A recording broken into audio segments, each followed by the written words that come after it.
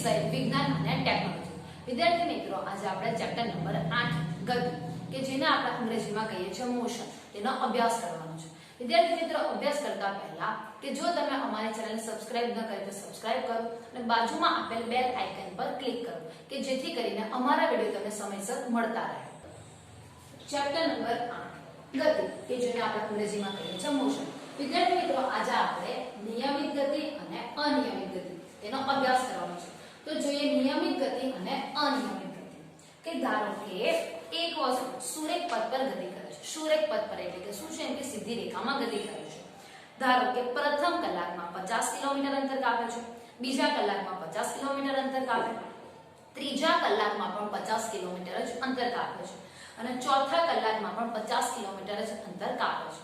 તો કે આમ વસ્તુ સમાન સમયગાળામાં સરખું અંતર કાપતી હોવાથી આવી ગતિને આપણે નિયમિત ગતિ કહીએ છીએ। વિદ્યાર્થી મિત્રો, નિયમિત ગતિ એટલે કે જો સરખા સમયમાં એટલે કે ધારો કે એક કલાકમાં 10 કિલોમીટર જ અંતર કાપે છે તો બીજા કલાકમાં આપણે 10 કિલોમીટર જ અંતર કાપે છે એટલે કે સમાન સમયગાળામાં અંતર કેવું હોય, સમાન હોય તો તેવી ગતિને આપણે કઈ ગતિ કહીએ છીએ? નિયમિત ગતિ। તો વિદ્યાર્થી મિત્રો, નિયમિત ગતિનો આલેખ આપણને કેવો મળે છે? સુરેખ મળે છે। તો આપણે આલેખ જોઈએ નિયમિત ગતિનો। તો જે નિયમિત ગતિ છે ક્યાં આવશે? x વિરુદ્ધ t નો એટલે કે x એ આપણી પાસે શું છે? અંતર છે અને t એ શું છે? આપણી પાસે સમય છે। તો નિયમિત ગતિ એટલે કે એવી ગતિ છે કે એમાં શું હશે કે અંતર આપણી પાસે સમાન હશે। તો 0 અહીંયા લઈએ 1 2 3 4 તો આપણે સેકન્ડની વાત કરીએ છીએ એટલે કે 1 સેકન્ડ 2 સેકન્ડ 3 સેકન્ડ ને 4 સેકન્ડ। અહીં આપણે મીટરમાં વાત કરીએ છીએ 10 મીટર 20 મીટર 30 મીટર ને 40 મીટર। તો વિદ્યાર્થી મિત્રો, કે જે પહેલી 1 સેકન્ડમાં એ ધારો કે 10 મીટર અંતર કાપે છે, બીજી સેકન્ડમાં એટલે કે 10 + 10 એટલે કેટલા થયા? 20 થયા એટલે કે 20 મીટર એના અંતર કાપે। ત્રીજી સેકન્ડમાં કેટલા? 30 મીટર અંતર કાપે છે અને ચોથી સેકન્ડમાં 40 મીટર અંતર કાપે છે એટલે કે અહીંયા જે ડિસ્ટન્સ જે તફાવત છે કેવો છે? સમાન છે। એટલે ગ્રાફ આપણને કેવો મળે છે? સુરેખ ગ્રાફ મળે છે। કેવો ગ્રાફ છે? સુરેખ ગ્રાફ એટલે કે જે નિયમિત ગતિ છે આ આપણને નિયમિત ગતિનો ગ્રાફ જોવા મળે। હવે આગળ વધીએ અનિયમિત ગતિ। તો અનિયમિત ગતિ એટલે કે એવી ગતિ કે જેમાં અંતર અને સમય કેવું હશે? એમ કે બદલાતા રહેતું હોય એટલે કે આ તો અંતર બદલાશે કે આ તો શું બદલાય? એમ કે સમય બદલાય। તો અહીંયા કીધું છે આપણને કે આ પ્રકારની ગતિમાં સમયગાળો નાનો કે મોટો હોઈ શકે એટલે કે સમયગાળો શું કહે છે કે નાનો પણ હોય અથવા એમ કે મોટો પણ હોય, કાં તો 1 સેકન્ડ હોય 1 મિનિટ હોય કે પછી એમ કે 5 સેકન્ડ એટલે કે સમયગાળો શું છે? બદલાતો હોય છે। આગળ કે રોજબરોજના જીવનમાં આપણે એવી પણ કેટલીક ગતિ જોઈએ છીએ કે જેમાં વસ્તુ સમાન સમયગાળામાં જુદું જુદું અંતર કાપતી હોય એટલે કે જે વસ્તુ છે એમ કે સમયગાળો કેવો છે? સમાન છે પરંતુ જેનું અંતર છે એ કેવું કાપે છે? એમ કે અલગ અલગ કાપે છે। એટલે કે ઉદાહરણ તરીકે ભીડવાળા રોડ પર ગતિ કરતી કાર એટલે કે જ્યારે ભીડવાળો હોય છે ત્યારે એમ કે એ રોડ પર ગતિ કરતી કાર હોય છે કે પછી અથવા બાગમાં જોગિંગ કરતી વ્યક્તિ કે તે અનિયમિત ગતિના ઉદાહરણ છે। એટલે કે શું કહે છે કે એમનું સમયની સાપેક્ષે એમનું અંતર શું હોય છે કે બદલાતું હોય છે। તો એવી આપણે ગતિને અનિયમિત ગતિ કહીએ છીએ। તો અનિયમિત ગતિનો જે આપણને આલેખ છે કેવો જોવા મળે છે? એમ કે અનિયમિત। તો આપણે એનો આલેખ જોઈએ અનિયમિત ગતિનો। x વિરુદ્ધ સમયનો જ લઈએ છીએ 0 1 2 3 4 તો આપણે 4 સેકન્ડ સુધીની જ વાત કરીએ છીએ। અહીં આપણે મીટરમાં લઈએ છીએ। તો ધારો કે પહેલી સેકન્ડમાં એને અંતર 5 કિલોમીટર કાપેલું છે એટલે કે અહીંયા 5 મીટર એને અંતર કાપી લીધું છે। બીજી સેકન્ડ છે ત્યાં એને 20 મીટર અંતર કાપેલું છે। હવે ત્રીજી સેકન્ડમાં ધારો કે 22 મીટર અંતર કાપે છે અને ચોથી સેકન્ડમાં ધારો કે 35 મીટર અંતર કાપે છે। તો એનો ગ્રાફ આપણને કેવો જોવા મળે છે? એમ કે અનિયમિત। એટલે કે આ જ્યારે આપણને સુરેખ જોવા મળે છે જ્યારે આ કેવો છે? એમ કે અનિયમિત એટલે કે ચોક્કસ આપણે કહી શકતા નથી એટલે કે એનો સમયગાળો પણ ચોક્કસ નથી ને અંતર પણ કેવું હોય છે? એમ કે ચોક્કસ હોતું નથી। તો આવા જે ગ્રાફને આપણે કયો કહીએ છીએ? અનિયમિત ગ્રાફ। એટલે કે અનિયમિત ગતિ છે જ્યારે આ કેવી ગતિ છે? એમ કે નિયમિત ગતિ છે। હવે આપણે આગળ જોવાનું છે ગતિના દરનું માપન। વિદ્યાર્થી મિત્રો, ગતિના દરનું માપન આપણે જોવાનું છે। એ પહેલા અહીંયા આપણને એક પ્રવૃત્તિ આપેલી છે કે બે વસ્તુઓ A તથા B ગતિ સાથે સંબંધિત માહિતી કોષ્ટક 8.1 માં આપેલી છે એટલે કે A અને B છે તેની ગતિ સાથેની સંબંધિત માહિતી છે જે આપણને કોષ્ટકમાં આપેલી છે ધ્યાનથી ચકાસો અને બતાવો કે વસ્તુની ગતિઓ એટલે કે નિયમિત છે કે અનિયમિત છે ત્યાં કોષ્ટકમાં આપણને પહેલા સમય આપેલો છે પછી વસ્તુ A દ્વારા કપાયેલું અંતર અને વસ્તુ B દ્વારા કપાયેલું અંતર છે તો અહીં આપણને સમય આપી દીધો છે 9:30 9:45 10 10:15 10:30 10:45 અને 11 એ વસ્તુ A દ્વારા જે કપાયેલું જે અંતર છે એટલે કે 9:30 10 મીટર અંતર કાપે છે 9:45 20 મીટર અંતર કાપે છે એટલે કે 9:30 થી 9:45 એટલે કે કેટલા મીટર એનો તફાવત થયો 10 મીટરનો તફાવત થયો અને એ જ રીતે એટલે કે બીજી 15 મિનિટમાં પાછો કેટલો તફાવત છે 10 મીટરનો એટલે કે જે સમયગાળો છે એટલે જે અંતર છે આપણને કેવું મળે છે સમાન મળે છે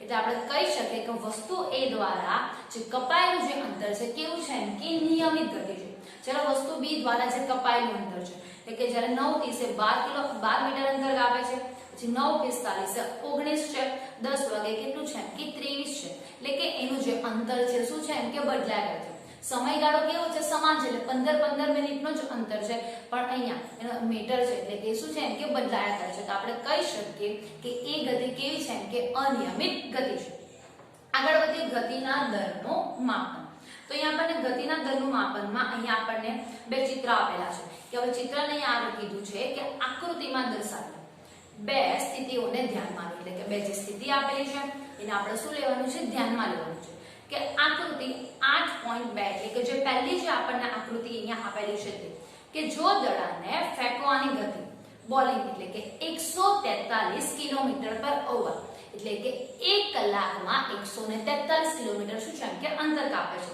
હોય તો તેનો અર્થ શું થાય એટલે કે જો 1 કલાકમાં આપણે કહી શકીએ એનો અર્થ શું કે 1 કલાકમાં 143 કિલોમીટર અંતર કાપે છે આકૃતિ 8.2 એટલે કે જે બીજી આકૃતિ અહીંયા આપેલી છે તે કે દર્શાવેલ સાઇન બોર્ડ દ્વારા તમે શું સમજો છો એટલે કે અહીંયા આપણને આપેલું છે કે એની સ્પીડ લિમિટ અહીંયા આપણને બોર્ડ આપેલું છે કે 1 કલાકમાં 50 કિલોમીટર જ અંતર કાપવાનું છે અને બીજું અહીંયા આપેલું છે એટલે કે અહીંયા ફોર વ્હીલ અને ટ્રકનું આપણને અલગ અલગ આપેલું છે કે બધાની સ્પીડ કેવી હોય છે એમ કે અલગ અલગ એટલે આપણને 1 કલાકમાં કેટલું અહીંયા કિલોમીટર કાપવાનું છે તેની વાત કરેલી છે તો આગળ વધીએ કે આપેલ ચોક્કસ અંતર કાપવા માટે અલગ અલગ વસ્તુઓ અલગ અલગ સમય લે છે એટલે કે ચોક્કસ અંતર કાપવાનું હોય તો એનો સમય કેવો હોય છે એમ કે અલગ અલગ હોય છે તેમાંથી કેટલીક વસ્તુઓ ઝડપથી ગતિ કરતી હોય છે જ્યારે કેટલીક વસ્તુઓ શું છે કે ધીમી ગતિ કરે છે તો વિદ્યાર્થી મિત્રો આપણે ઉદાહરણ દ્વારા સમજીએ કે સાયકલ અને મોટર કાર જ્યારે સાયકલ છે એની ગતિ કેવી હોય છે ધીરે ધીરે હોય છે એટલે કે ધારો કે આપણે સાયકલ દ્વારા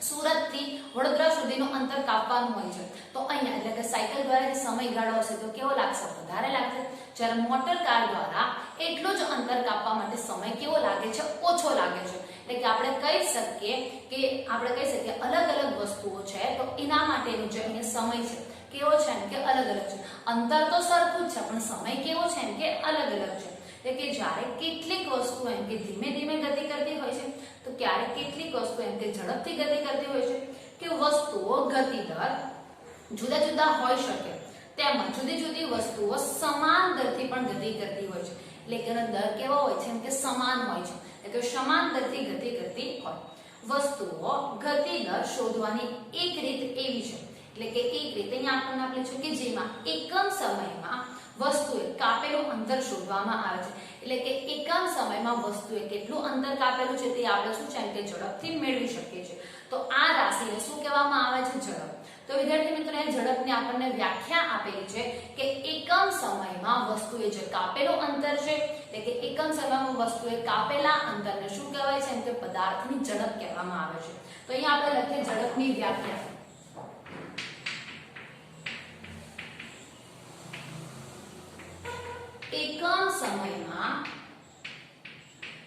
એકમ સમયમાં પદાર્થે કાપેલ અંતરને પદાર્થની ઝડપ કહેવામાં આવે છે વિદ્યાર્થી મિત્રો અહીંયા ઝડપની આપણને વ્યાખ્યા આપેલી છે કે એકમ સમયમાં પદાર્થે કાપેલું અંતર એટલે કે એકમ સમય દરમિયાન એ પદાર્થે કેટલું અંતર કાપેલું છે કે તેને આપણે શું કહીએ છીએ કે ઝડપ કહીએ છીએ. તો અહીંયા આપણે કે આ રાશિને આપણે ઝડપ કહેવામાં આવે છે. તો ઝડપનો SI એકમ મીટર પ્રતિ સેકન્ડ છે. એટલે કે ઝડપનો SI એકમ તો આપણે લખીએ કે SI એકમ. તો SI એકમ અહીંયા આપણો છે કે મીટર પ્રતિ સેકન્ડ એટલે કે મીટર પર સેકન્ડ છે, અથવા આપણે કિલોમીટર પર અવર એટલે કે શું લે કિલોમીટર પર અવર એટલે કે 1 કલાકમાં ને કેટલા કિલોમીટર એમ કે અંતર કાપેલું છે. તો આ એના શું છે કે અલગ અલગ એકમ છે કે જેને સંજ્ઞા રીતે મીટર પર સેકન્ડ અથવા કિલોમીટર પર અવર માં આપણે એમ કે દર્શાવીએ છીએ. તો ઝડપના બીજા અન્ય પણ એકમ અહીં આપેલા છે. મીટર પર સેકન્ડ લેવું, કિલોમીટર પર અવર લેવું અથવા સેમી પર સેકન્ડ એટલે કે આ બધા શું છે એમ કે ના અલગ અલગ એકમ એમ કે આપેલા છે. તો વસ્તુની ઝડપ દર્શાવવા માટે માત્ર તેના મૂલ્યની જરૂર પડે છે. તો વિદ્યાર્થી મિત્રો ઝડપ દર્શાવવા માટે માત્ર તેના શું પડે છે કે મૂલ્યની જરૂર પડે છે. તો આપણે લખી શકીએ કે ઝડપ દર્શાવવા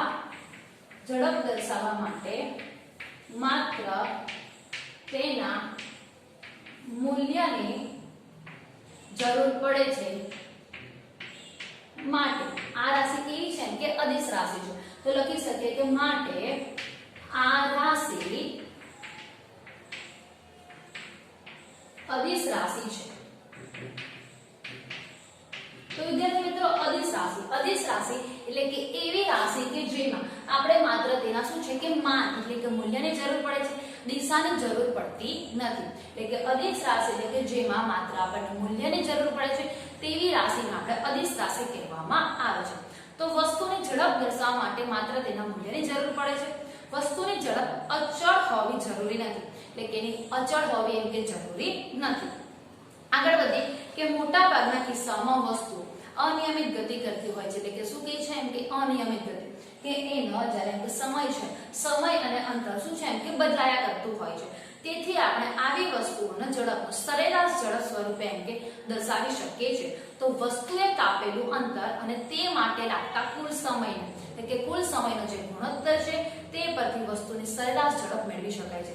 તો વિદ્યાર્થી મિત્રો અહીંયા વાત કરેલી છે કે સરેરાશ ઝડપની કે વસ્તુએ કાપેલું કુલ અંતર અને તે માટે જે લાગતા સમયગાળાને આપણે શું કહીએ છીએ કે સરેરાશ ઝડપ. તો અહીંયા આપણે વ્યાખ્યા લખીએ સરેરાશ ઝડપ કે વસ્તુએ કાપેલ કુલ અંતર અને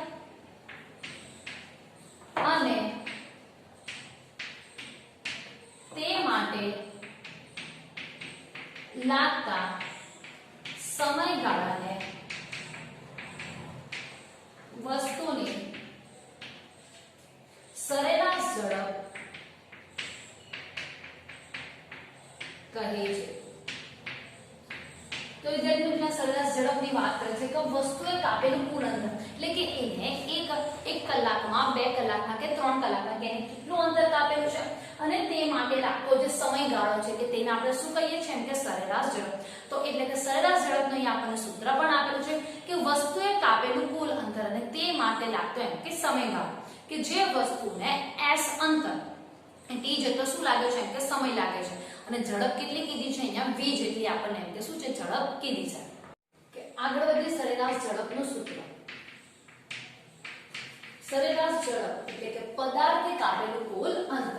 તો લખીએ પદાર્થે કાપેલ કુલ અંતર અને તે માટે લાગતો સમય.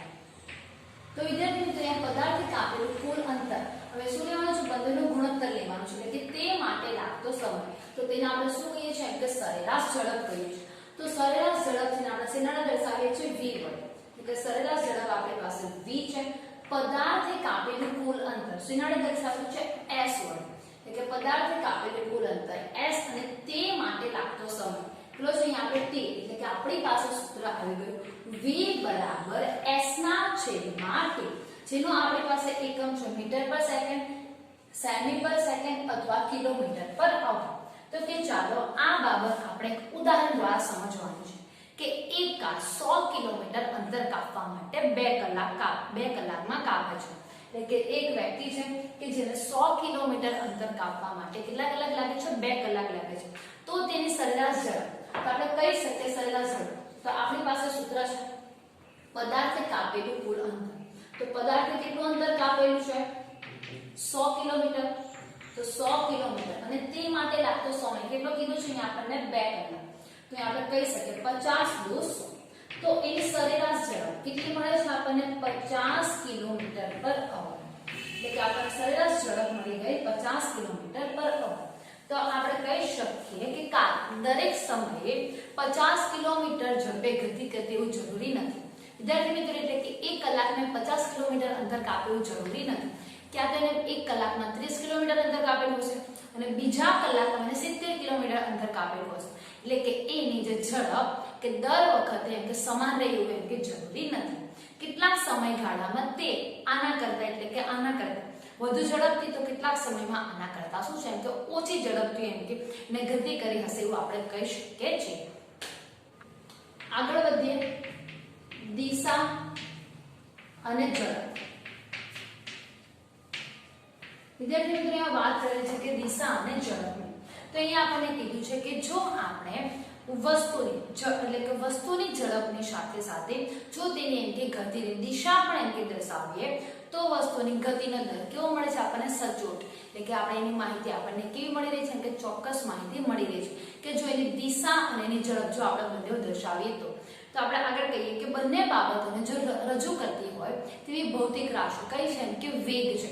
તો વેગ એટલે કે આપણે એની વ્યાખ્યા કરી શકીએ છીએ કે ચોક્કસ દિશામાં વસ્તુની ઝડપ શું કહેવામાં આવે છે કે વેગ કહેવામાં આવે છે. તો આપણે જોઈએ વેગની વ્યાખ્યા. ચોક્કસ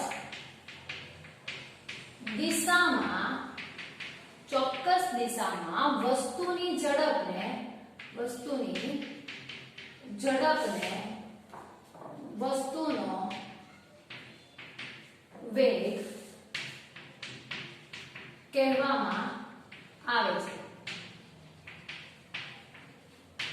જોઈએ આપણી પાસે દિશા કેવી ચોક્કસ અને જો વસ્તુ એમ કે જે કોઈ ઝડપથી કામ કરતી હોય કે જેને આપણે શું કહીએ છીએ એમ કે વેગ કહીએ છીએ. કે કોઈ વસ્તુનો વેગ સમાન કે બદલાતો હોઈ શકે છે. એટલે કે એનો વેગ શું કહે છે એમ કે સમાન હોય અથવા કે બદલાતો હોય પણ તેની દિશા એમ કે બદલાતી નથી. તે વસ્તુની ઝડપ ગતિની દિશા કે બંનેના બદલાવાથી એમ કે બદલાઈ શકે છે. કે શું કહે છે કે તે વસ્તુની ઝડપ અને જો ગતિની દિશા કે બંનેના એટલે કે જો બંને બદલાય તો શું છે એમ કે બદલાઈ શકે છે. જ્યારે કોઈ વસ્તુ સુરેખ પથ પર બદલાતી જતી ઝડપ સાથે ગતિ કરતી હોય ત્યારે તેની ગતિનો સરેરાશ વેગ દ્વારા રજૂ કરી શકાય છે. કીધું છે કે જ્યારે કોઈ વસ્તુ છે શું કહે છે કે સુરેખ પથ પર એમ કે જ્યારે ગતિ કરતી હોય છે તો સુરેખ પથ પર બદલાતી જતી ઝડપ એટલે કે જ્યારે સુરેખ પથ પર છે એની ઝડપ કેવી છે એમ કે બદલાતી હોય તો ઝડપ બદલાતી હોય ત્યારે તે જે ગતિ કરે છે કે તેને આપણે એટલે કે તેનો જે ગતિનો દર છે આપણે એમ કે સરેરાશ વેગ દ્વારા એમ કે રજૂ કરી શકીએ છીએ. તેની ગણતરી સરેરાશ ઝડપની ગણતરી મુજબની જ હોય છે. એટલે કે જે સરેરાશ ઝડપ છે તેના જેવી શું કહે છે કે આની પણ ગણતરી છે.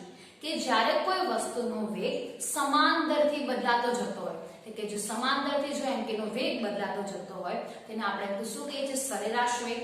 એટલે કે સરેરાશ વેગ પ્રારંભિક વેગ અથવા અંતિમ વેગના અંકગણિતીય સરેરાશ દ્વારા એમ કે મેળવી શકીએ છીએ. તો વિદ્યાર્થી મિત્રો, આપણે સરેરાશ ઝડપનું સૂત્ર આપણી પાસે છે પદાર્થે કાપેલું કુલ અંતર. એટલે કે ધારો કે અને 1 કલાકમાં 50 કિલોમીટર છે, બીજા કલાકમાં 50 કિલોમીટર છે, તો આપણે બંનેનો શું કરીએ છીએ કે સરવાળો એટલે s1 + s2 પણ આપણે લઈ શકીએ છીએ. તો એ જ રીતે આપણે વેગમાં લેવાનું છે કે સરેરાશ વેગ બરાબર પ્રારંભિક વેગ વત્તા અંતિમ વેગ છેદમાં કેટલા કરવાના છે કે 2. તો અહીં આપણે સૂત્ર લખીએ સરેરાશ વેગ બરાબર પ્રારંભિક વેગ વત્તા અંતિમ વેગ છેદમાં 2.